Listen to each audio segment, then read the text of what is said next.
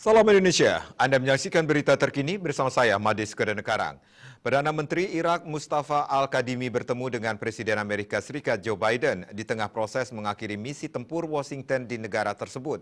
Kedua negara berencana tetap bekerja sama khususnya dalam perang melawan kelompok ISIS. Yang mengguncang ibu kota Irak, Baghdad, pekan lalu. Serangan seperti inilah yang coba dihalangi oleh pasukan Irak yang berlatih dan dilengkapi oleh pasukan Amerika Serikat. Masalah keamanan jadi fokus utama dalam pertemuan Perdana Menteri Irak, Mustafa Al-Kadhimi, dengan Presiden AS Joe Biden Senin waktu AS. Menjawab pertanyaan VOA, Gedung Putih menegaskan komitmen pemerintah AS pada keamanan Irak. Their government is requesting continuing support from us in the coalition for training and enabling their forces, its forces, logistics, intelligence sharing, and other areas of security cooperation. AS sempat menarik pasukannya pada 2011 di akhir Perang Irak, namun kembali seiring kemunculan kembali kelompok ISIS di Irak dan Suriah pada 2014. April lalu, Irak dan Amerika Serikat sepakat untuk mengalihkan fokus pasukan AS di Irak dari misi tempur menjadi penasehat keamanan untuk Irak. Dalam wawancara dengan VOA, Menteri Luar Negeri Irak menekankan hanya poin-poin tertentu perlu pembahasan lebih lanjut.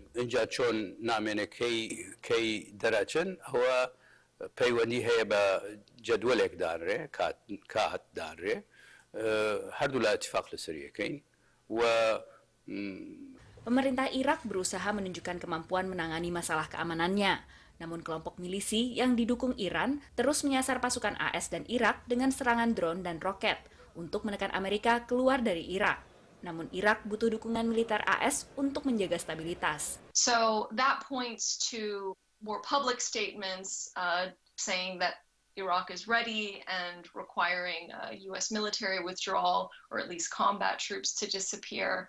On the U.S. side, it's actually pretty much the same. There's definitely a goal on behalf of the Biden administration to pivot away from the Middle East to push it down in the list of priorities as well. Sekitar 2.500 pasukan AS ada di Irak dan pengalihan misi mungkin tidak akan mengurangi jumlah pasukan.